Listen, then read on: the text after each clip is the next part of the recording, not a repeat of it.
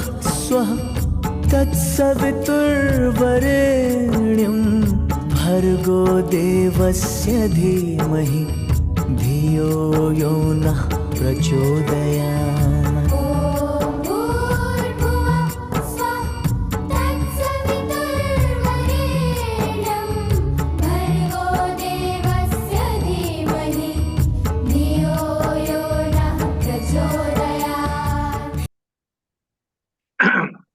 देवतुल्य आयु माघ शक्ति। आज स्वाध्याय चंद्र हमारा क्रमांक 1081, दिन मंगलवार, तारीख 3 दिसंबर 2024। और आज हमारे बीच में आदरणीय गोकुल मुंदई जो कलकत्ता से हैं। आपने जो विषय लिया है वो है आज का विषय प्राणायाम और प्रैक्टिकल। इससे पूर्व आपने कई विषय लिए हैं। आप ज्यादा सुनने तो आदरणीय गोकुल मुंदई से निवेदन करते हैं कि आज का उद्बोधन जारी करें। आदरणीय गोकुल मुंदई। सभी परिजनों को मेरा प्रणाम। आइए गायत्री महामंत्र जो कि प्राण का मंत्र है, उस प्राण को जानने, समझने, आत्मसात करने के लिए, ऋषियों की उस शक्ति को प्राप्त करने के लिए गायत्री महामंत्र से उन ऋषियों से प्रार्थना करें कि आप हमारे चित्त में, हमारे चिंतन में, हमारे व्यवहार में, हमारे आचरण में उस ईश्वरी तत्व को भरें जिसकी हम आपसे कामना करते हैं। ओम भूर्भुवः स्वः तत्सवितुर्वरेण्यं भर्गो देवस्य धीमहि धियो यो नः प्रचोदयात्। सभी को प्रणाम। पुनः एक बार एक बहुत महत्वपूर्ण विषय पर इसमें हम लोग चर्चा कर रहे हैं और वह है हमारा प्राणमय कोश। 5 कोशों में प्राणमय कोश का एक अलग महत्व स्थान है और जहाँ इस प्राण की ऊर्जा, प्राण से जिससे कि पूरा संचार चल रहा है, उसके ऊपर में यह चर्चा की जा रही है। हर व्यक्ति के अंदर में प्राण है और उस प्राण को सशक्त और मजबूत बनाने की प्रक्रिया जिस माध्यम से हो सकती है, जिसके माध्यम से होती है, उसको प्राणमय कोश और उसकी कार्य पद्धति कहते हैं। प्राण क्या है, इसके ऊपर हम लोग ने पिछली बार बहुत विस्तार से चर्चा करी थी कि प्राण क्या है। 5 प्रकार के प्राणों की भी हम लोगों ने बात करी। प्राण, अपान, समान, उदान, व्यान, पान। उसके उपप्राणों की भी बात करी, नाग, कुर्म, पिक्कल, देवदत्त, धनंजय। और विभिन्न प्रकार के इन प्राण को अपने अंदर में विकसित करने के लिए जो उपाय भगवान शंकर ने माता पार्वती को गायत्री मंजरी में कहा कि प्राणायाम, बंद और मुद्रा, इसके द्वारा प्राण को विकसित किया जा सकता है। प्राण को पैदा नहीं किया जा सकता। प्राण तो सृष्टि में उत्पन्न नहीं, हर चीज के मूल में प्राण ही है। यह विभिन्न उपनिषदों ने इसकी व्याख्या करी। प्रश्नोपनिषद के भी पिछली बार चर्चा आई थी, उसमें भी ये बात थी कि प्राण ही सृष्टि का मूल आधार है, प्राण ही गायत्री है, प्राण को ही ऋषि कहा गया है और प्राण के माध्यम से सृष्टि का संचार चल रहा है। हम जिस प्राण को लेकर के बात करते हैं वह तो उस महाप्राण का बहुत छोटा सा हिस्सा है। हम सामान्य तौर पर जिंदा रहने को प्राण के माध्यम से मान लेते हैं और शरीर की इम्यून सिस्टम के साथ उसको जोड़ करके चलते हैं, क्योंकि हमारा ज्यादा चिंतन भौतिकवादी होता है। भौतिकवादी चिंतन में विभिन्न प्रक्रियाओं से हम अपने शरीर को सुडौल, सुगठित, मजबूत बना सकते हैं, लेकिन यह हमको समझना चाहिए कि प्राण एक स्वतंत्र तत्व है। हम सब ने अपने जीवन में बहुत बार आपने भी देखा होगा कि कई व्यक्ति हैं जो कि लंबे समय से बीमार पड़े हैं। न कोई योग, न व्यायाम, न आसन, न प्राणायाम, कुछ नहीं कर पाते हैं। वो सांस लेना मुश्किल है, बीमार पड़े हैं बिस्तर के ऊपर में, ऑक्सीजन सिलेंडर पर किसी प्रकार कम चल रहा है और उनसे पूछा जाए तो उनकी इच्छा कई बार ये होती है कि भगवान इससे अच्छा तो हमको उठा ले, लेकिन फिर भी वो जिंदा है क्योंकि उनके अंदर में प्राण है।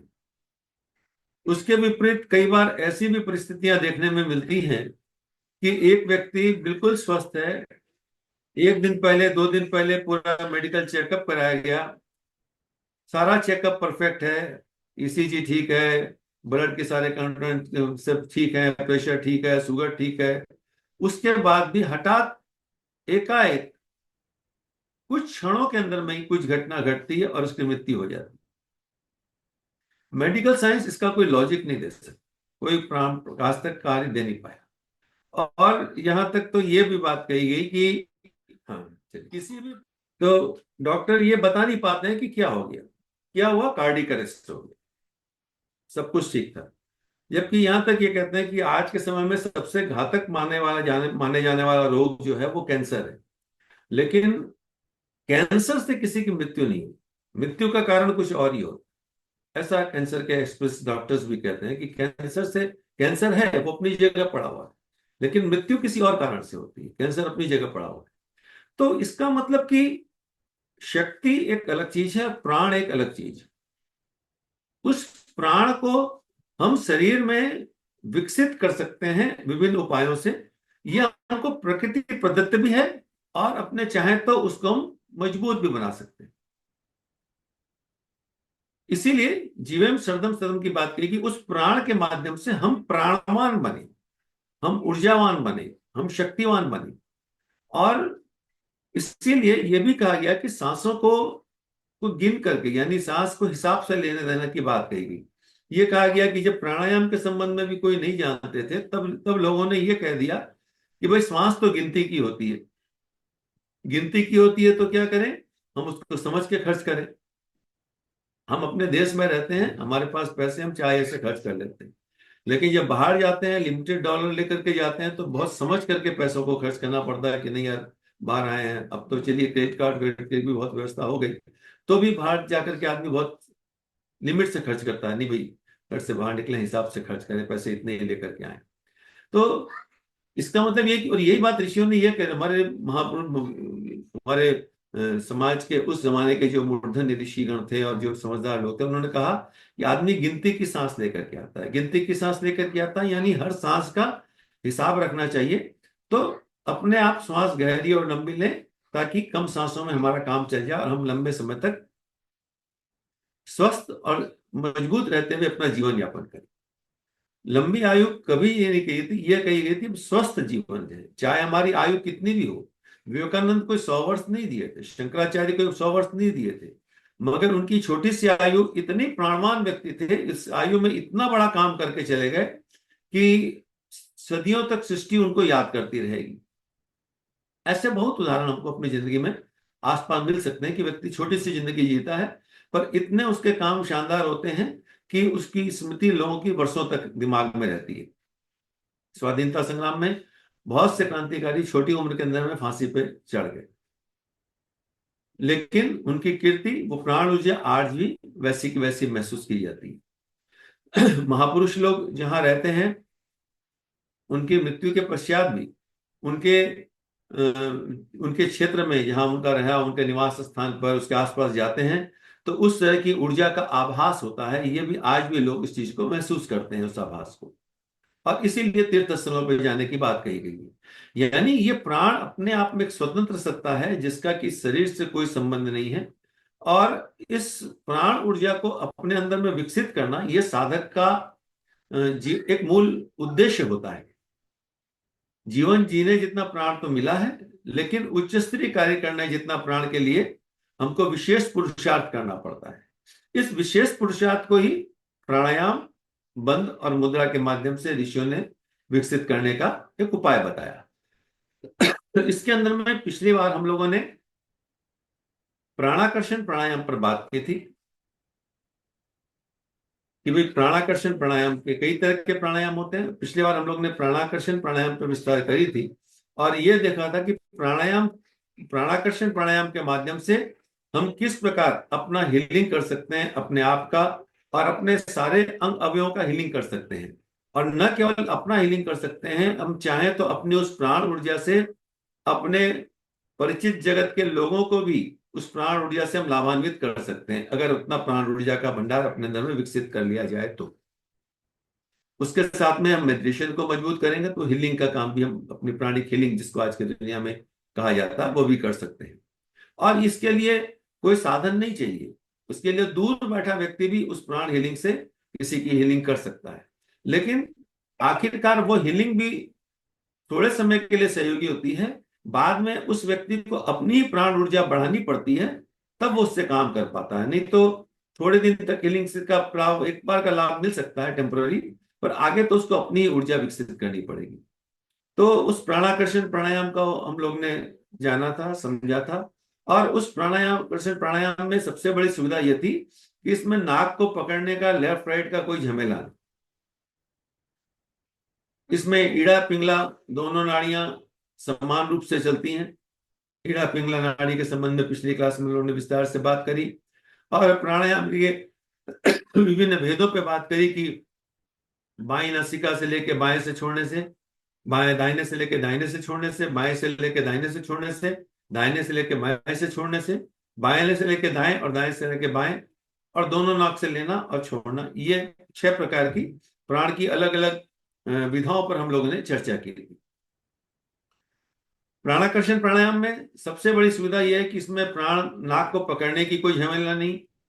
ईड़ा पिंगला क्या है, कौन सा चला कौन सा नहीं चला, इस पर भी दिमाग लगाने की जरूरत नहीं। हम सहज मुद्रा में बैठे दोनों नथुनों से धीरे धीरे गहरी सांस को लेंगे और अपने नाभिक केंद्र पर जाकर के उस प्राण तत्व को विकसित होता हुआ महसूस करें। प्राणाकर्षण प्राणायाम का भाव जो है, वो हम कोई भी प्राणायाम करें उसके अंदर में इस भाव को लेने से ही काम होता है। इसीलिए गायत्री साधना में प्राणायाम सबसे महत्वपूर्ण है। किसी भी संध्या वंदन के अंदर में प्राणायाम अनिवार्य रूप से ऋषियों ने इसीलिए डाला है कि गायत्री और प्राण एक ही है, और प्राणायाम को सिद्ध करना मतलब गायत्री को सिद्ध करना, प्राण की शक्ति को प्राप्त करना मतलब गायत्री की शक्ति को प्राप्त करना। प्राण ऊर्जा ही गायत्री की ऊर्जा है। ये गायत्री प्राण ऊर्जा के रूप में ही हमारे यहाँ शास्त्र में बताई गई है। इसीलिए प्राणायाम गायत्री साधना के अंदर में एक अनिवार्य अंग के रूप में दिया गया। ये कर्मकांड के रूप में नहीं दिया गया, ये अनिवार्य अंग के रूप में दिया है कि अगर हम प्राणायाम को सही ढंग से विकसित करते हैं तो इस अगर प्राणायाम को सही ढंग से न करें तो हम कितने भी गायत्री मंत्र जप लें उसका वो लाभ नहीं मिल सकता। लेकिन अगर प्राणायाम के साथ गायत्री मंत्र का प्रयोग करते हैं तो उसके लाभ हमको बहुत ऊंचे स्तर के मिलते चले जा सकते हैं। तो प्राणाकर्षण प्राणायाम के माध्यम से उस प्राण को अपने अंदर में हमने धारण की एक प्रक्रिया उसमें की थी पिछले बार में, इस पर हम बात कर चुके हैं। आज हम लोग कुछ महत्वपूर्ण प्राणायाम पर बात करेंगे और ये देखेंगे कि इसका हम लाभ कैसे ले सकते हैं। प्राणाकर्षण में दाएं दाएं पकड़ने की कोई बात नहीं। आज पहले हम लोग 2 प्राणायाम पर बात करते हैं, नाड़ी शोधन प्राणायाम और लोम विलोम सूर्य भेदन प्राणायाम। ये 2 प्राणायाम गायत्री साधना के लिए बड़े महत्वपूर्ण बात है। फिर समय बचेगा तो हम दूसरी चर्चा पर भी बात कर लेंगे। नाड़ी शोधन प्राणायाम को अगर हम पहले के ग्रंथों में देखें तो इसमें 2 तरह की विधा बताई गई। एक विधा यह है कि बाएं से लें और रोकें और दाहिने से छोड़ें, फिर दाहिने से लें रोकें और बाएं से छोड़ें। इस प्रक्रिया को कई जगह पर नाड़ी शोधन प्राणायाम के रूप में भी कहा गया। नाड़ी शोधन प्राणायाम जैसा शब्द ये बताता है कि सारी नाड़ियों की शुद्धिकरण का काम ये प्राणायाम करता है। स्वामी विवेकानंद ने अपने योग दर्शन की पुस्तक में लिखा है कि 6 महीने तक कोई व्यक्ति गायत्री मंत्र के साथ अगर प्राणाकर्षण नाड़ी शोधन प्राणायाम करे तो उसकी नाड़ियां शुद्ध होती चली जाती हैं, और नाड़ियां जब शुद्ध होती हैं तो शरीर के रोग अपने आप समाप्त हो जाते हैं। शरीर में रोग तभी आते हैं जबकि हमारी नाड़ियों में कचरा फंस जाता है और उसके कारण हमारा प्राण का प्रवाह अवरुद्ध होता है। ये कचरा स्थूल भी हो सकता है और सूक्ष्म भी। स्थूल का प्रभाव तो कम है, सूक्ष्म का प्रभाव इसमें जाता है। स्थूल कचरा तुम ये कह सकते हैं जैसे कि जब हम कोई ईसीजी कराता है तो डॉक्टर कहता है कि आपके यहाँ पे इतना % ब्लॉकेज है, इतना % ब्लॉकेज है, ये नस जाम है, या साइटिका के ये नस जाम है, ये नाभ जाम है। ये तो स्थूल का, इसका तो स्थूल इलाज हो भी सकता है, लेकिन उससे ज्यादा प्रभाव सूक्ष्म का प्रभाव पड़ता है। सूक्ष्म का प्रभाव कैसे पड़ता है कि किसी कारण से हमारा अगर मन खराब हुआ, मन में कोई कष्ट हुआ, दुख हुआ, बेचैनी हुई, तो हम देखते हैं कि हमारा डाइजेस्टिव सिस्टम सबसे पहले खराब हो, सबसे पहले हमारी कब्ज बनती है, या हमारे लूज मोशन शुरू हो जाते हैं अलग अलग तरीके से। जो ही मस्तिष्क में तनाव आता है शरीर में अलग तरह के विकार पैदा हो जाते हैं। अब ये जो तनाव है इसके कारण जो प्रक्रिया होती है बिल्कुल सूक्ष्म स्तर की। यह भी अपने आप में कचरा है, यही कचरा है। जहां आयुर्वेद में जहां कफ जो है वो श्लेष्मा को कहा गया है, वहां शरीर में भी इनको, इस चिपकाव को भी कफ कहा जाता है। कोई एक विचार को हम चिपका करके अपने जीवन में बैठा लिए और उसके कारण हम कितने तरह के कष्ट पाते चले जाते हैं। और अब तो पूरी रिसर्च इस बात पे हो रही है कि ज्यों ही हमारे विकार, मस्तिष्क में कोई विकार आता है तो एक न एक रोग भी उसके साथ उत्पत्ति होती चली जाती है। अब विकार आना एकदम स्वाभाविक बात है, हम जिस जिंदगी में जी रहे हैं विकार आते ही रहेंगे। यही इसीलिए ये जो एक बात कही है कि विपद बुढ़ापा आपदा हर कऊ को होए, ज्ञानी काटे ज्ञान से मूर्ख काटे रोग। क्योंकि ज्ञानी ये समझ लेता है कि ये मेरा ही कोई विकार शरीर में आया है जिसके कारण कि ये रोग पैदा हुआ है, और वो उसको अपनी साधना की ऊर्जा से उसको कष्ट करने, उसको समाप्त करने का प्रयास करता है। तो प्राणाकर्षण प्राणायाम में यही महत्वपूर्ण बात होती है, जबकि हम ईश्वरीय प्राण को अपने अंदर में धारण करते हैं और श्वास छोड़ते समय अपने संचित जो कुसंस्कार हैं, विकार हैं, उनको अपने शरीर से बाहर जाता हुआ अनुभव करते हैं। केवल श्वास छोड़ने से तो डीप ब्रीथिंग की क्रिया हो जाएगी, लेकिन उसके साथ में जब ये हीलिंग होती है तो इसको फेथ हीलिंग भी वेस्टर्न कंट्रीज में कहा गया है कि फेथ हीलिंग है। तो उसमें यह विश्वास किया जाता है कि ईश्वरीय तत्व को अपने अंदर धारण कर रहे हैं और इसको बाहर छोड़ रहे हैं। तो नाड़ी शोधन प्राणायाम में अपने शरीर की सारी नाड़ियों को, 72,000 नाड़ियों का जो वर्णन किया गया है, इन सारी नाड़ियों को शुद्ध करने का काम नाड़ी शोधन के माध्यम से किया जाता है। अब इसकी प्रक्रिया के ऊपर में थोड़ी सी चर्चा कर लेते हैं। इसकी प्रक्रिया जैसा बताया कि एक प्रक्रिया तो ये बताई गई कि बाएं से लें दाहिने से छोड़ें, दाहिने से लें बाएं से छोड़ें, कुछ देर होल्ड करें। लेकिन उससे बेहतर जो जो शुद्ध नाड़ी शोधन की प्रक्रिया के रूप में बताया गया वो इस प्रकार से बताया गया है कि 3 बार हम बाएं नथुनों से सांस लें, ईड़ा नाड़ी से लें, ईड़ा से छोड़ें। 3 बार दाहिने से लें, दाहिने से छोड़ें। 1 बार दोनों नथुनों से लें और फिर मुंह से छोड़ें। इसके लाभ क्या है? ये बहुत प्रभावकारी प्राणायाम है, नाड़ी शोधन प्राणायाम। और एक राउंड करने में लगभग 8 से 9 मिनट प्राय लग जाते हैं। एक बार करने में लगभग 5 से 6 मिनट सहज रूप से इसमें लग जाते हैं उसके अंदर में, और आगे बढ़ेंगे तो 8-9 मिनट भी लग जाते हैं। इस प्रक्रिया को कैसे करना है आप चाहे तो साथ साथ करते भी रह सकते हैं कि सुखासन में, पद्मासन में, सिद्धासन में, जिस भी आसन में हमको आराम मिले उस आसन में बैठें, कमर को सीधी रखें, आंखें बंद करें और अधखुले नेत्रों से अपने आज्ञा चक्र के ऊपर में ध्यान को स्थापित करें। भावना यह करें कि सविता देवता का तेज हमारे चारों ओर फैल रहा है और हम उसके समुद्र के अंदर में बैठे हुए हैं। प्राणायाम आरंभ करने के पहले उसकी ध्यान भूमिका में प्रवेश करना बहुत जरूरी होता है। सीधा प्राणायाम शुरू कर देंगे तो श्वास आएगी, ऑक्सीजन आएगी, बाकी गैसेस आएंगे, पर प्राण का आना एक अलग बात हो जाती है। अब दाहिने नासिका को हम बंद करेंगे, बाएं नाक से श्वास लेंगे और खींचते हुए उसको नाभि चक्र तक ले जाएंगे। नाभि चक्र पर पूर्ण चंद्रमा का ध्यान करेंगे और चंद्रमा का जैसा ही जो एकदम पीली जो उसकी छवि होती है, पीतवर्ण रूपी शीतल प्रकाश, हम उसके चंद्रमा को अपने अंदर अनुभव करें और अनुभव करें कि इस श्वास के द्वारा जिस शीतलता को लिया गया है वह हमारे नाभि चक्र में स्थित जो नाभि चक्र को यह प्रभावित करता है, वो शीतलता प्रदान कर रहा है। जितनी देर श्वास को हम सहज रूप से रोकें उतनी देर अनुभव करें कि ये पूर्ण चंद्र के प्रकाश को का खींचा हुआ का तेज, उसकी शीतलता हमको स्वयं शीतल बना रही है और प्रकाशवान बना रही है। चंद्रमा का प्रकाश भी है और उसमें शीतलता भी है। तो हम ये अनुभव करें कि हमारे अंदर में शीतलता भी बढ़ रही है और प्रकाश भी बढ़ रहा है।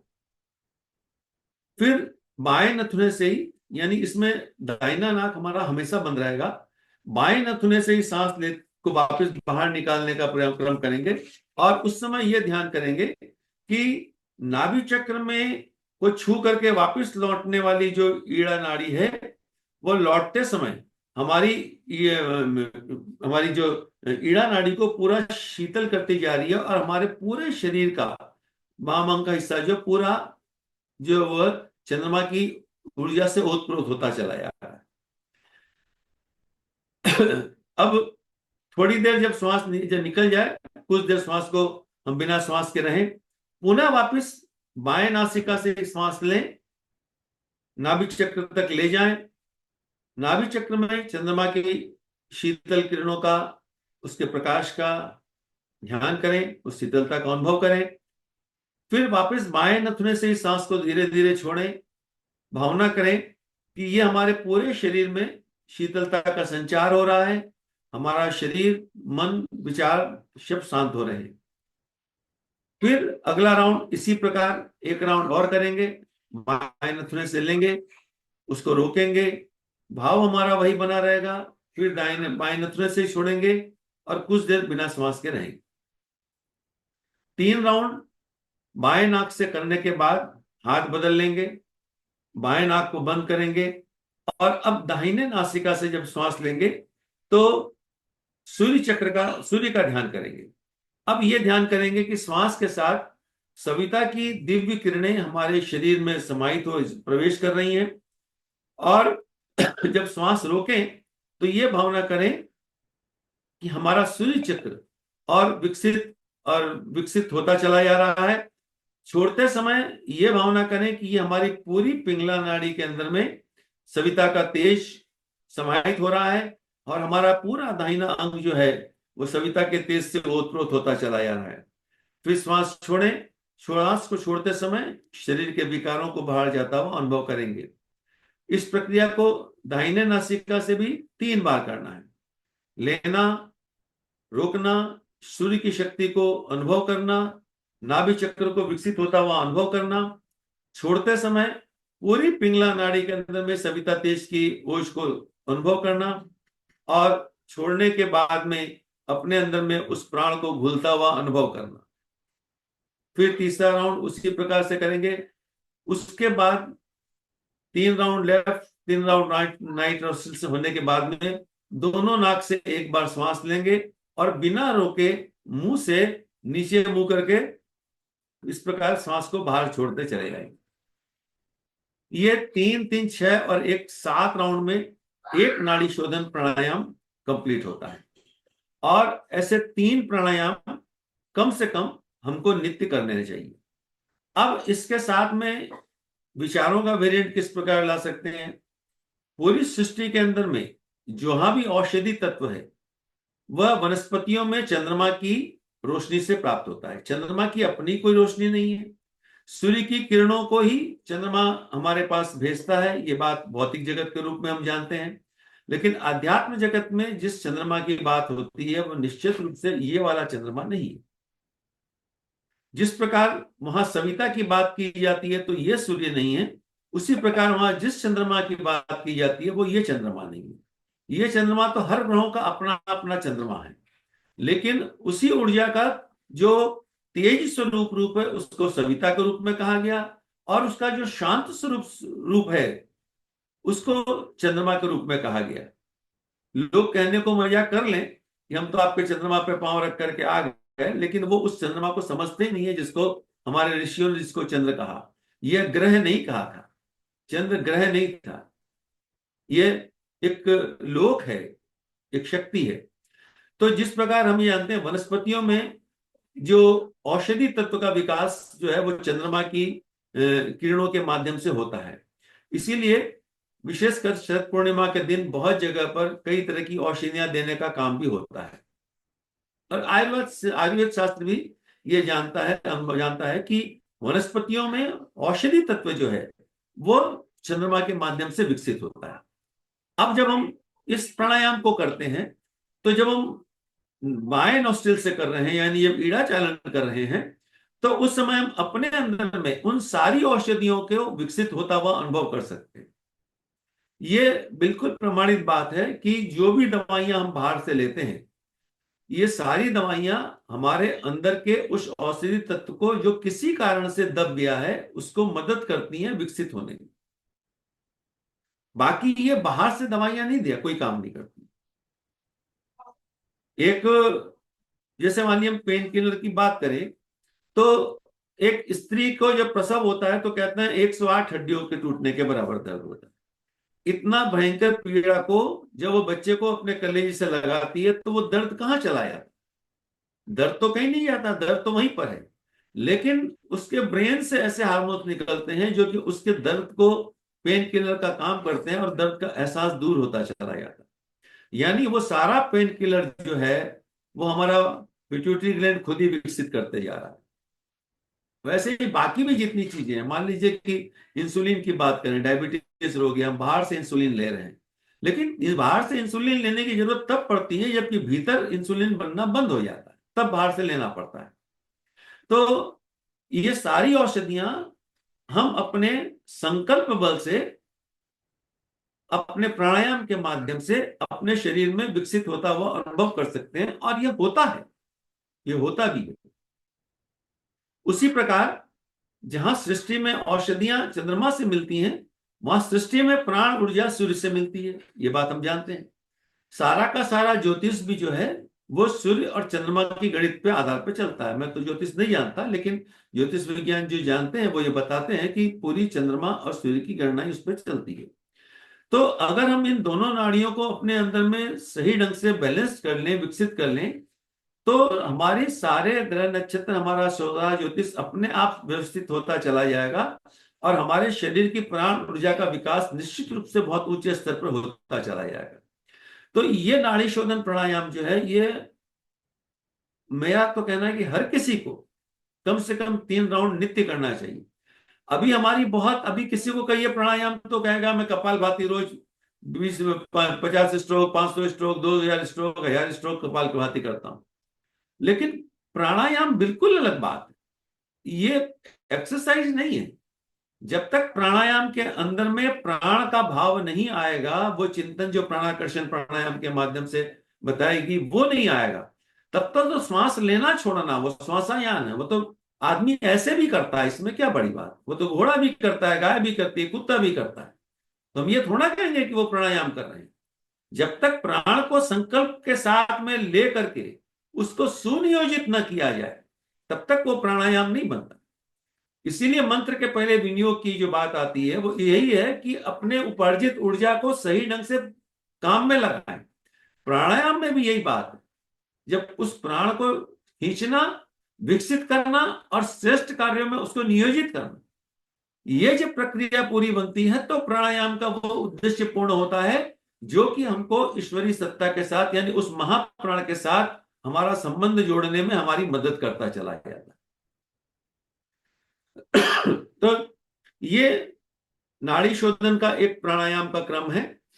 इस नाड़ी शोधन प्राणायाम का एक विशेष क्रम परम पूज्य गुरुदेव ने, एक वाङ्मय है व्यक्तित्व विकास हेतु उच्च स्तरीय साधना है, उसमें भस्त्रिका के साथ में इस प्राणायाम को भी दिया है।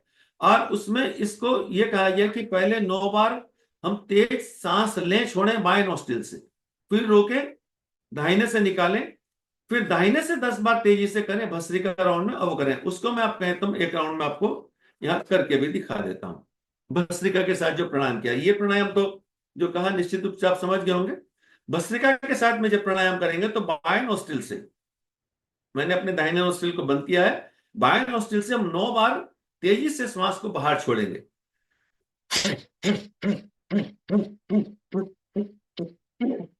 वही श्वास छोड़ने के बाद में बंद दिनों मन लगा करके जब श्वास लेंगे, बाएं नासिका से सांस लेंगे, उसको रोकेंगे,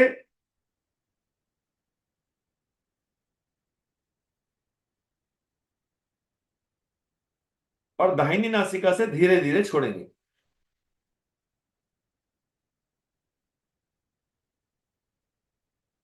फिर कुछ देर बिना सांस के रहेंगे।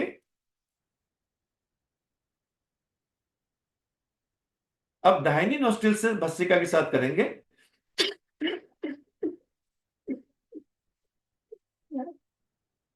वही सांस छोड़े,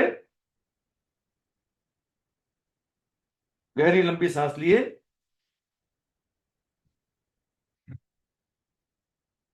उसको रोके,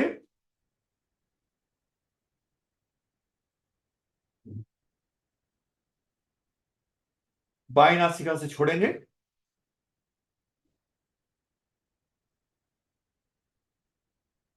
अब दोनों नोस्ट्रिल से सांस भस्त्रिका के रूप में करेंगे।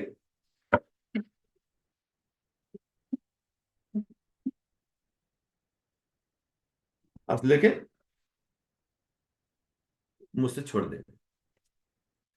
इस भस्त्रिका के साथ जब नाड़ी शोधन प्राणायाम किया जाता है तो ये बहुत इफेक्टिव हो जाता है। ये पूरे शरीर के नाड़ियों को शुद्ध करने में बहुत मदद करता है।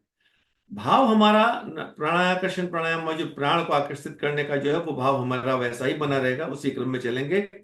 3 राउंड नाड़ी शोधन प्राणायाम किए और 1 राउंड भस्त्रिका के साथ ये कर लेते हैं। इस 4 राउंड के अंदर में हम अपने शरीर के अंदर में नित्य उन अपनी नसों में जो आने वाला हमारा ब्लॉकेज है, 72,000 नस नाड़ियां जो हमारी हैं, जो कि तीनों शरीर में हमारे स्थूल सूक्ष्म और कारण तीनों शरीरों में व्याप्त हैं, उन तीनों का शोधन होता चला जाता है।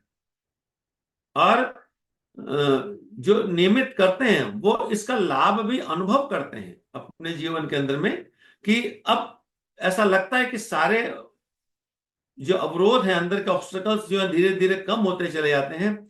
बाहर के प्रभाव, बाहर से आने वाली जो मानसिक या शारीरिक या सामाजिक समस्याएं आती हैं वो बहुत हम पर प्रभाव नहीं डाल पाती है। उनका प्रभाव सूक्ष्म होता है, थोड़े समय में साफ हो जाता है, गल जाता है, खत्म हो जाता है, वो स्थायी नहीं हो पाता है।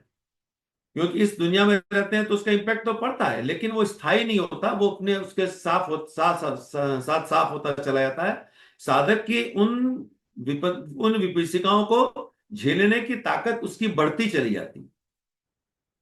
तो ये प्राणायाम आपको साधारणतया और जगहों पर नहीं मिलेगा, दूसरी जगहों पर।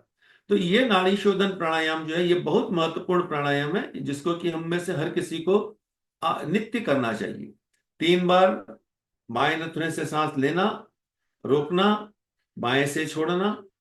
3 बार दाहिने से लेना, रोकना, दाहिने से छोड़ना, फिर रुकना। 1 बार दोनों नाक से लेना और बिना रोके मुंह से छोड़ते चले जाना। तो ये सामान्य क्रम में नाड़ी शोधन, और उसके साथ 1 राउंड भस्त्रिका के रूप में, जिस प्रकार से भी आपको बताया।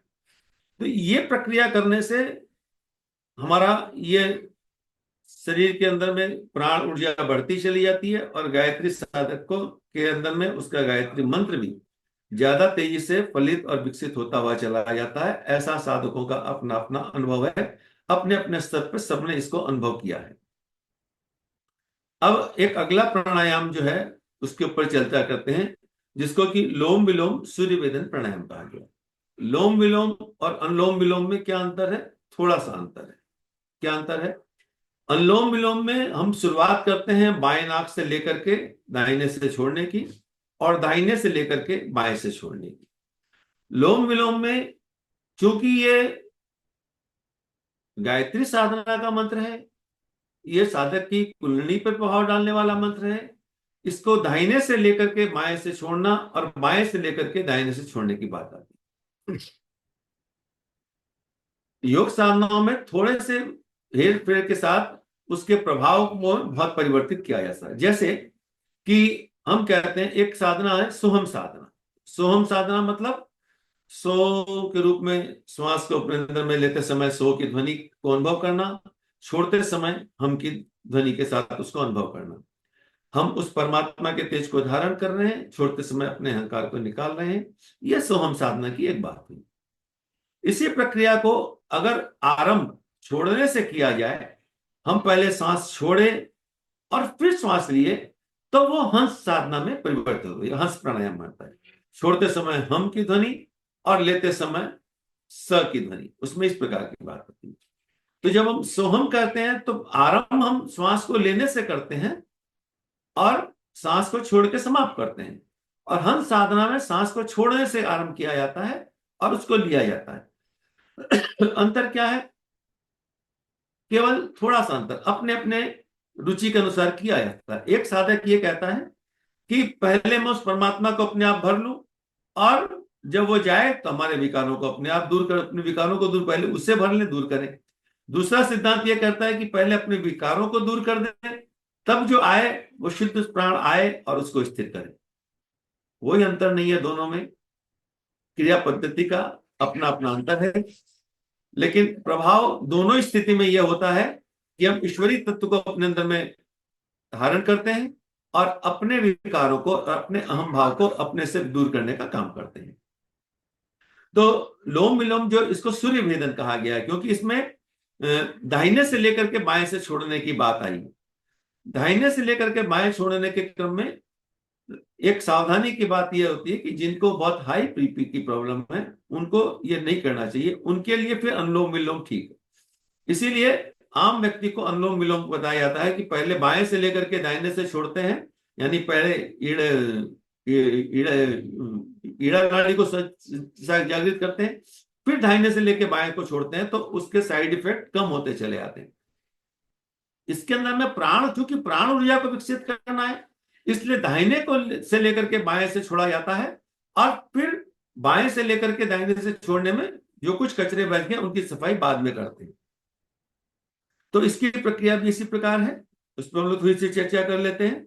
किसी भी शांत स्थल में प्रातःकाल शांतचित्त होकर के हम बैठे, बेहतर हो पूर्व दिशा की ओर हमारा मुंह हो, तो पलाक्ति माल करके पद्मासन में, सरल आसन में, जिस भी आसन में हम बैठे इसमें करें, और हमारे अध खुले नेत्र रहे ताकि आज्ञा चक्र पे हमारा ध्यान बना रहे उसके अंदर में।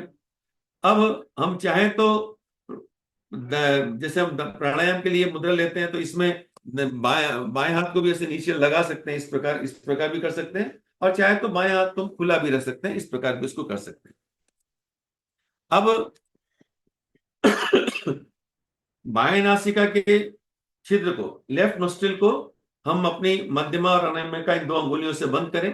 हमेशा ध्यान रखें कि किसी भी आध्यात्मिक प्रक्रिया में तर्जनी का उपयोग हम नहीं करते हैं, क्योंकि इससे ये हमारे इसको आध्यात्मिक साधने से नेगेटिव एनर्जी निकलती है, इसको त्याज्य माना जाता है। तो इसको बंद करके हम बाएं नासिका से धीरे धीरे श्वास लें और पूरी नाभि तक उसको ले जाएं। ध्यान करें कि सूर्य की किरणों जैसा प्रवाह वायु में सम्मिलित होकर के दाहिनी नासिका के छिद्र में अवस्थित पिंगला नाड़ी के द्वारा शरीर में प्रवेश कर रहा है। उसकी उष्मा से हमारे अंग प्रत्यंगों को तेजस्वी बनाते चले जा रहे हैं।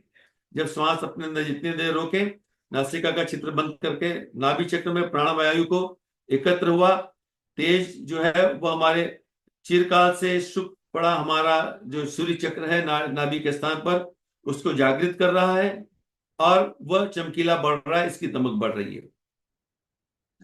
वापस जब हम बाएं नासिका से छोड़ें, दाहिने नासिका को अंगूठे से बंद करके बाएं से छोड़ें, तो छोड़ते समय यह अनुभव करें कि इस सांस को छोड़ने के साथ साथ हमारे शरीर के सारे कल्मश जो हैं, कषाय कल्मश जो हैं, वह इसके साथ घुल करके ये वायु जो मलिन हो गई है और काले धुएं के रूप में यह इस श्वास के माध्यम से बाहर निकलती चली जा रही है। पूरा मैल बाहर निकलता चला जा रहा है ईड़ा नाड़ी के माध्यम से। दोनों नाकों को बंद करके हम कुछ देर बिना श्वास के रहें। इसके बाद अनुभव ये करें कि हमारा उस समय हमारे प्राण का दबाव नाभि बिल्कुल न रहे, बिल्कुल हमारा शरीर हल्का रहे, और नाभि चक्र में जो प्राण हमारा बचा हुआ है, जो कचरा बाहर श्वास निकलने बाद जो प्राण हमारा नाभि चक्र में रहा, वह तेज पुंज की तरह ऊपर की ओर उठते हुए, जब ये जो बाह्य कुंभक है इसमें यह काम बहुत बेहतर तरीके, जब सारा श्वास हमने बाहर छोड़ दिया, अब जो प्राण ऊर्जा सूर्य की शक्ति जो हमारे नाभि चक्र में विकसित है, वह अग्नि शिखाओं की तरह उसकी लपटों की तरह ऊपर की ओर उठ रही है, और हमारी कुंडली का ऊर्ध्वगमन होता चला जा रहा है। ये सीधे हमारे कंठ तक और हमारे आज्ञा चक्र और सहस्त्रार चक्र तक ये ऊर्जा पहुंच रही है।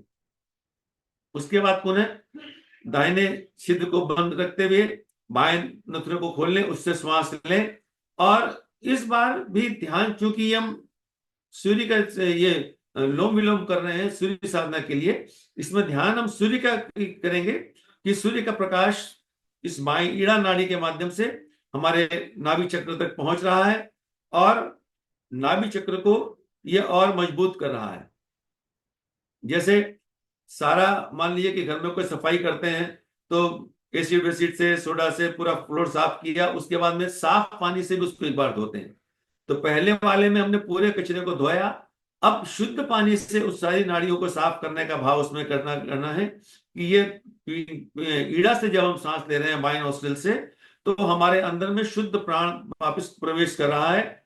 हमारे अंदर में नाभि चक्र में यह ईंधन का काम कर रहा है और प्राण ऊर्जा की लपटें और तेजी से उड़ती हुई हमारी सुषुम्ना नाड़ी को पुष्ट और परिपक्व बना रही है, और ये ऊर्जा हमारी ऊर्ध्वगमन कर रही है। और वापस दाहिने नासिका से जब वापस छोड़ेंगे बाएं नाक को बंद करके, तो वही भाव करेंगे जो कुछ भी कचरा थोड़ा बहुत बचा हुआ है वह इस श्वास के माध्यम से बाहर निकलते चले जा रहा है। और जब श्वास रोक करके रहे तो ये देखें कि हमारा पूरा शरीर हल्का हो गया है। हमारे सारे कषाय कल्मश, इस शरीर के भौतिक कषाय कल्मश, हमारे मानसिक कषाय कल्मश, हमारे आध्यात्मिक कषाय कल्मश, हमारे तीनों तरह के कर्म कि जो संचित हमारे विकार हैं वे इसके द्वारा जल करके नष्ट होते चले आ रहे हैं। सीधे सारा का सारा दूर होता चला जा रहा है। और हमारा स्थूल शरीर, सूक्ष्म शरीर, कारण शरीर, ये तीनों शरीर हमारे पूरी तरह विकसित होते चले आ रहे हैं। तो लोम विलोम सूर्य भेदन प्राणायाम जो प्राणायाम है, इसको भी हमको 3 राउंड कर रहे हैं। पहले राउंड का पूरा लाभ जो है हम अपने स्थूल शरीर को प्राप्त होता हुआ अनुभव करें। दूसरे राउंड में सूक्ष्म शरीर पर उसका ध्यान करें, हमारा सूक्ष्म शरीर उसके कारण परिष्कृत हो रहा है। और तीसरे राउंड में अपने कारण शरीर पर ध्यान करें कि हमारा कारण शरीर भी पूरा शुद्ध और परिष्कृत होकर हमें देवोमय बनाता चला जा रहा है। हम देवता के समान परिष्कृत बनते जा रहे हैं। अब दिव्य प्राण प्रवाह जो है वो हमारे पूरे शरीर के अंदर में व्याप्त हो गया है, फैल गया है। ये दोनों ही प्राणायाम बहुत ही महत्वपूर्ण प्राणायाम है। इसका हमको नित्य अभ्यास करने का क्रम करना चाहिए। अगर हमारे पास में समय बहुत ही कम है तो हम एक दिन नाड़ी शोधन, एक दिन लोम विलोम इस प्रकार भी कर सकते हैं। पर और इसमें सबसे बड़ी लाभ यह है कि ये उम्र के किसी भी पड़ाव में इसको कर सकते हैं। जितना जल्दी शुरू करें वो अच्छा, पर जब भी हम शुरू करें वहां से ही अच्छा है, क्योंकि प्राण तो हर समय शरीर के अंदर में है।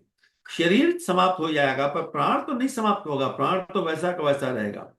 और गायत्री साधना हमको प्राणवान बनाने के लिए काम कर रही है। तो ये दोनों ही प्राणायाम हमारे अंदर में प्राण तत्व को विकसित करने के लिए बहुत ही महत्वपूर्ण प्राणायाम है। इनके ऊपर में गुरुदेव ने गायत्री साधकों को इस दोनों प्राणायाम करने के लिए बहुत बात बताई। जब गुरुदेव अपने सामने शिविर लगाते थे और शिविर चलाते थे तो उस समय साधकों को वो इन सारे प्राणायाम को करवाने का प्रैक्टिकल भी कराते थे और बताते भी थे।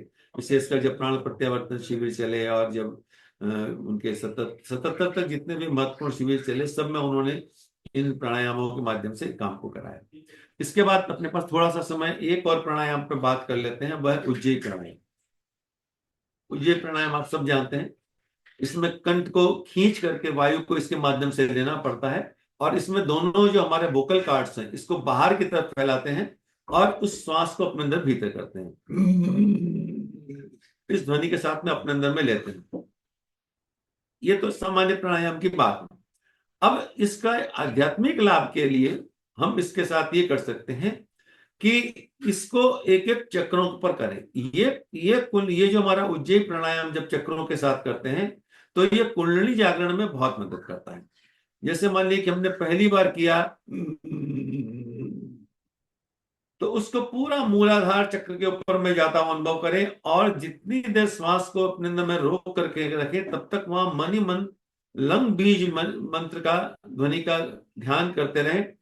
और जब श्वास छोड़ें तो बाएं नाक को बंद करके दाहिने नाक को छोड़ें। जब भी श्वास छोड़ें इस उज्जयी प्राणायाम के माध्यम से, चक्रों के माध्यम में, तो हमेशा बाएं को बंद करके दाहिने से छोड़ें, क्योंकि जो ही हम बाएं को बंद करके दाहिने से छोड़ते हैं तो वो हमारा सूर्य भेदन का काम करता चला जाता है और हमारे कचरों की सफाई में बहुत तेजी से मदद करता है।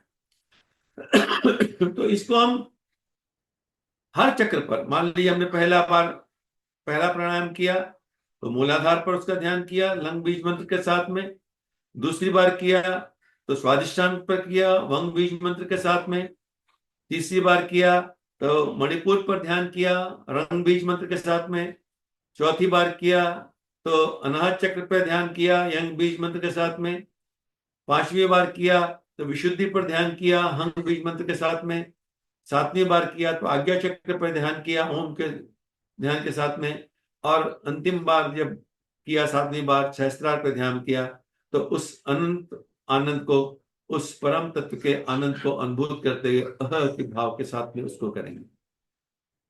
तो इससे इन सारे चक्रों के ऊपर में एक प्रभाव पड़ता है, और चक्र हमारे वो केंद्र हैं जो हमारी ऊर्जा के केंद्र हैं, और इन चक्रों के जागरण से हमारे शरीर की ऊर्जा का संवर्धन होता है, हमारी शरीर की ऊर्जा विकसित होती है, और हम अपने इस जीवन का बहुत बेहतर लाभ उठा पाते हैं। भौतिक जीवन का, आध्यात्मिक जीवन का, सामाजिक जीवन का, सब जीवन का लाभ उठाते चले आते हैं, और इनके सारे आध्यात्मिक लाभ हमें मिलते चले आते हैं। गायत्री साधक को भौतिक लाभ की जगह आध्यात्मिक लाभों पर ज्यादा ध्यान देना चाहिए, और क्योंकि गायत्री साधना जो है, आपने पहले ही इस बात को चर्चा करी कि यह विशुद्ध आध्यात्मिक की साधना है, ये भौतिक की बात है ही नहीं। गायत्री साधना का उद्देश्य में गुरुदेव लिख देते हैं कि यह हमारे संस्कारों को प्रभावित करती है, हम इसका प्रभाव, यह ब्राह्मी चेतना से हमको एकाकार होने का प्रभाव करती है। ये इसमें भाव ये कहता है कि मैं ब्राह्मी चेतना के साथ एकाकार होता चला जाता हूँ, मेरे अंदर भीतर से बाहर भीतर पूरी तरह ब्राह्मीभूत होता चला जा रहा हूँ। तो ये गायत्री साधक के लिए ये तीनों ही प्राणायाम बहुत महत्वपूर्ण है, और इन तीनों प्राणायामों से तो सारे ही प्राणायाम महत्वपूर्ण है, पर आज के इस कालखंड में, हर कालखंड में अलग अलग परिस्थितियां रही, अलग अलग तत्वों की कमी बेसी रही, पर आज के इस कालखंड में युग ऋषि ने जिन प्राणायाम को विशेष रूप से बताया, प्राणाकर्षण प्राणायाम, नाड़ी शोधन प्राणायाम, लोम विलोम सूर्य भेदन प्राणायाम और उज्जयी प्राणायाम के साथ चक्रों का प्रभाव, ये चारों ही प्राणायाम गायत्री साधक के लिए बहुत ही महत्वपूर्ण है और बड़े प्रभावशाली प्राणायाम है, और सीधा लाभ इनका निश्चित रूप से मिलता हुआ देखा जा सकता है। तो प्राणमय कोश को विकसित करने के लिए, शरीर के अंदर में प्राण ऊर्जा का विकास करने के लिए ये चारों प्राणायाम बड़े महत्वपूर्ण हैं। इनके ऊपर में हम लोग ने चर्चा करी, तो इस पर कोई बात हो तो हम लोग इस पर चर्चा कर सकते हैं। सभी को मेरा प्रणाम। सभी लोग हमारे अनम्यूट हैं, इस संबंध में कोई जिज्ञासा हो तो आदरणीय गोकुल मुद्रा से पूछ सकते हैं। फिर बाद में दो सब हमारे विलम्ब से आए अशोक से साहब बोलेंगे।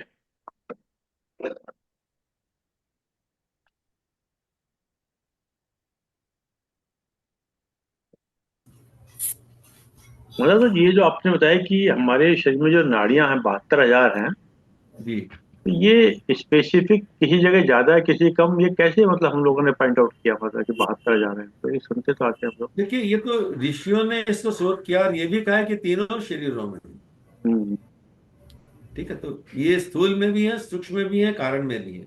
हम्म अब बात यहाँ होती है कि हम चूंकि पूरी तरह भौतिक जीते रहते हैं तो भौतिक के हिसाब से चिंतन करते हैं, मेडिकल साइंस भी पढ़ते हैं तो वो भी इसी तक पढ़ता है। हम्म लेकिन अब तो इसीलिए मेटाफिजिक्स की बात आ रही है कि वो इस फिजिक्स के बाहर की जो बात है, तो इस फिजिक्स के बाहर अगर भौतिक जगत में कुछ है जिसको कि परमाणु ऊर्जा के रूप में वो देख रहा है, इसको अध्यात्म में प्राण ऊर्जा के रूप में देखा, ऋषियों ने इसको अनुभूत किया। और इसीलिए जो भी ऋषि उस जगत तक पहुंचे, उन्होंने इस भौतिक जगत की उपलब्धियों पर मेहनत ही नहीं करी, ध्यान ही नहीं दी। ये अलग बात है कि हम भौतिक उपलब्धियों के लिए उनके पास दौड़ते हैं, ये अलग बात है, पर उन्होंने उसके लिए काम नहीं किया। तो ये उन्होंने ही बताया। ये कुछ नाड़ियों का वर्णन तो आता है, महाविज्ञान में भी है कि हमारे 10 छिद्रों पर 10 नाड़ियां का ऊपर आता है वर्णन, 14 नाड़ियों का, पर बाकी नाड़ियां पूरे शरीर में जितनी भी, जैसे अगर आज के टाइम में अपने नर्वस सिस्टम को देखें तो कितने नर्वस हमारी जो ये ऑर्गन सी पूरे शरीर में फैली हुई, सबको ऋषियों ने उसके रूप में गिना जाना। साहब जी सर, प्रणाम सर। मैं ये जो आप क्रिया सरल लगती है, लेकिन ये किसी अंडर गाइडेंस के करना चाहिए या खुद ही ट्राई करना चाहिए? करते हैं हम, सारे करते हैं। गुरुदेव ने जितनी बात खुद करने की है उतनी बात तो लिख दी, और उसके बाद की जो बातें हैं तो उसमें ये बात भी सही है कि जो ही हमारा वो स्तर पहुंचने लगता है तो कहीं ना कहीं से हमको कोई मार्गदर्शक सत्ता भी मिल जाती है। और ये सारे लोगों के साथ हुआ है। ये कहते हैं ना कि गुरु खुद खोजता हुआ उनके पास आता। तोतापुरी जी रामकृष्ण परमहंस के पास पहुंचे, रामकृष्ण परमहंस तोतापुरी के पास नहीं गए। तो ये जहां बेसिक काम जब हम अपना कर लेते हैं तो वो सत्ताएं आगे का काम खुद करा देती हैं। ठीक। एक आध आप लाइव सेशन ले लीजिए ना हम लोगों का, तो हम लोग को भी पता लग जाएगा कि हम लोग सही कर रहे हैं कि गलत। नहीं, ये तो ये लाइव ही है सेशन पूरा का पूरा, और ये रेफरेंस भी। नहीं, और अभी जो मैंने आपको ये दोनों बताइए, एक गायत्री महाविद्या का तत्वदर्शन एक पुस्तक है, उसका बिल्कुल लास्ट पेज में ये दोनों ध्यान बहुत जगह लिखा है ये दोनों के संबंध में, इनके संबंध नहीं में। वो तो ठीक है लाइव है, लेकिन अगर फेस टू फेस करा जाए तो बेटर होता है। आप तो कर सकते हैं। वो तो फिजिकल बात हो गई ना, ये तो हाँ वीडियो। फिजिकल, तो आप कभी अगर सेशन ले तो हम लोग को बताएं, हम सब लोग उसमें आए, शामिल हों। कलकत्ता में है ये। ओहो, ये मैं कलकत्ता यहाँ में कब हूँ आएंगे? जी। यहाँ कब आएंगे, नोएडा या गाजियाबाद? ये बात आप जब बोलेंगे आ जाएंगे, इसमें क्या बात है। तो आपके वहां पर सुभाष चंद्र जी हैं, वो आपको फिजिकल सेशन ले सकते हैं। यदि साहब और किसी को जिज्ञासा हो पूछ सकते हैं। हाँ। मतलब तो जैसे अक्सर ये कहते हैं कि कोई भी थॉट आया मन में, अब जो कोई विचार आता है वो विचार कभी भी आता है, कि जैसे कोई पास्ट का आ गया, फ्यूचर का आ गया, कुछ भी आ गया, वो आपके इतना डैमेज करता है कि भोजन तक भी नहीं कर पाते हम लोग, मतलब यानी कि उसके अंदर जो है ना, हाँ। ये कैसे, मतलब इसको बड़ा विजिलेंट रहने वाली बात है ना। पुरानी स्मृति में चले गए, या कभी अचानक किसी व्यक्ति से मुलाकात हुई, मतलब ये अपना बड़ा विचित्र चीज है कई बार, बड़ा।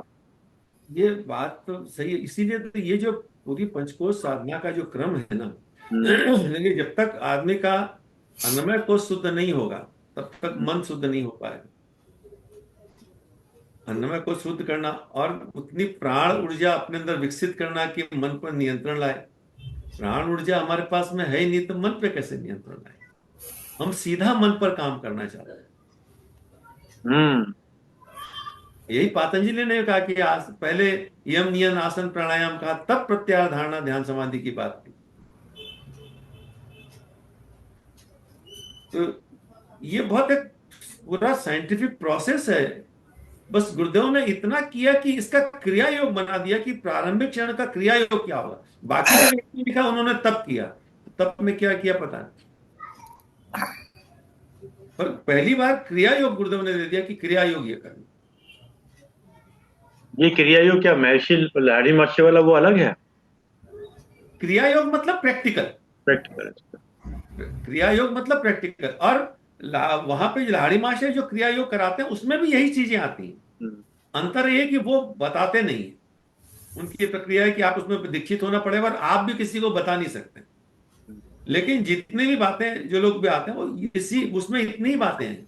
भस्त्रिका है उसके अंदर में भी, उसमें भी महामुद्रा का प्रयोग है, उसमें जो आपको गुरु प्रणाम है, सोहम साधना है, केसरी मुद्रा है, यही चीजें उसमें भी। तो गुरुदेव की किताब भी है गायत्री के 5 उच्च स्त्री साधना है, उसमें गुरुदेव ने लिखा ये केसरी मुद्रा, शक्तिशालिनी मुद्रा, आपको त्राटक, सोहम साधना और नाद योग, ये पांचों साधनाएं हर गायत्री साधक के लिए महत्वपूर्ण है, गुरुदेव ने भी लिखा। और यही बात उसमें भी, तरीका अपना अपना थोड़ा सा वेरिएंट हो सकता है उसमें। चलिए जॉय साहब कुछ पूछ रहे थे आप, ये जॉय साहब कुछ लग रहा है सवाल आ रहा है।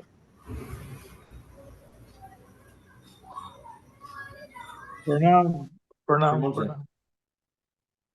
बस मैं ये कहता हूँ, क्या ये इसका कोई पक्का कोई टाइम होना, सुबह ही होना, ब्रह्म मुहूर्त में होना जरूरी है, या लाभ के लिए, सही लाभ? हाँ, लाभ ब्रह्म मुहूर्त में होना इसलिए ज्यादा अच्छा है कि सुबह एक तो प्रकृति शांत रहती है, और ईश्वरीय प्रभाव, प्राण का प्रभाव वहां बहुत तेज उस समय होता है। एक तो लाभकारी है।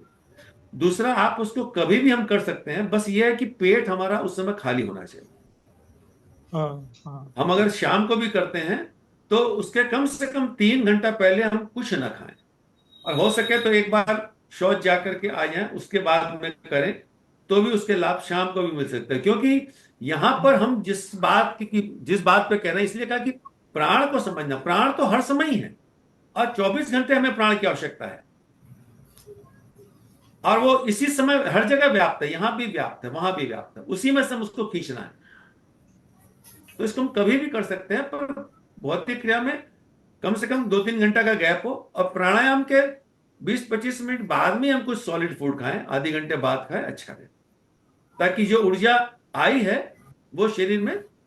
इसीलिए साधना के पहले प्राणायाम इसलिए रखा गया कि पहले प्राणायाम कर लेते हैं ताकि जो ऊर्जा जागृत हो, तो जब हमारा अपना जप का या कोई पाठ का या पूजा का जो पद्धति चलती है, उतनी देर में हमारा चेतन मन उस प्राण ऊर्जा को काम करता है, एब्जॉर्ब भी कर लेता है। चलिए साहब, और किसी की जिज्ञासा है तो शेखर साहब धन्यवाद दीजिए तो सबके। सर्वप्रथम धन्यवाद आदरणीय अरविंद शर्मा जी का, आपने मुझे अवसर दिया।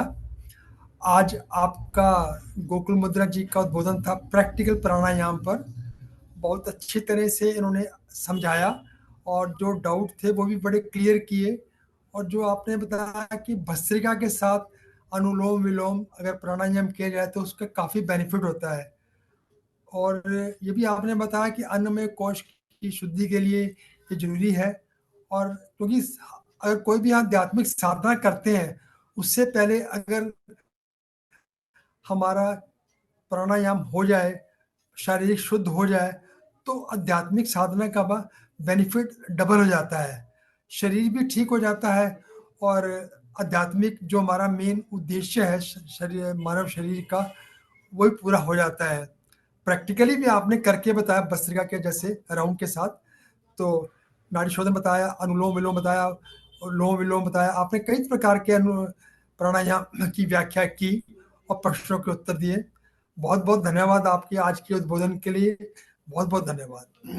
बहुत बहुत धन्यवाद आदरणीय केशव साहब, बहुत बहुत धन्यवाद आदरणीय गोकुल मुंडा जी, आपने समय निकाल समय दिया। और जूम के लोगों का विशेष रूप से धन्यवाद कि आपने समय निकाल समय दिया। जैसे कि विचार साथ और 3 बार ओम के साथ अपनी बात समाप्त करते हैं। आज का विचार, एक पेड़ को आकाश छूने के लिए अपनी जड़ों को धरती के अंदर तक फैलाना पड़ता है। एक पेड़ को आकाश छूने के लिए अपनी जड़ों को धरती के अंदर तक फैलाना पड़ता है। जितना ऊपर वह जाना चाहता है उतना ही नीचे की ओर उसे बढ़ना होगा। जितना ऊपर वह जाना चाहता है उतना ही नीचे उसे बढ़ना होगा। ठीक उसी प्रकार जीवन में आगे बढ़ने के लिए हम सरल, नम्र और आभारी बने। बहुत बढ़िया सर, बहुत अति उत्तम। ठीक इसी प्रकार जीवन में आगे बढ़ने के लिए सरल, नम्र और आभारी बने। जितना बनते जाएंगे उतना वो भी विकसित होता है। बहुत बढ़िया सर। तो आपका स्पीकर बंद हो गया।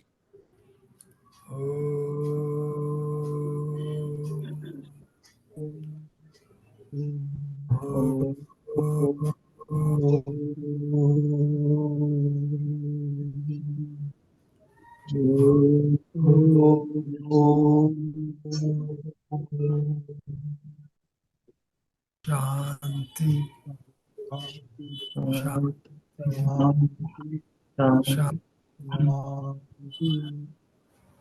सभी को प्रणाम।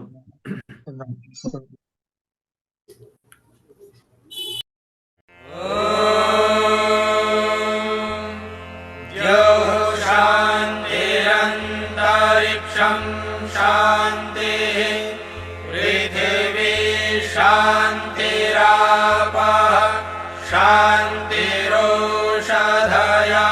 शान्तिः वनस्पतयः शान्तिर्विश्वे देवाः शान्तिर्ब्रह्म शान्तिः सर्वं शान्तिः शान्तिरेव शान्तिः सा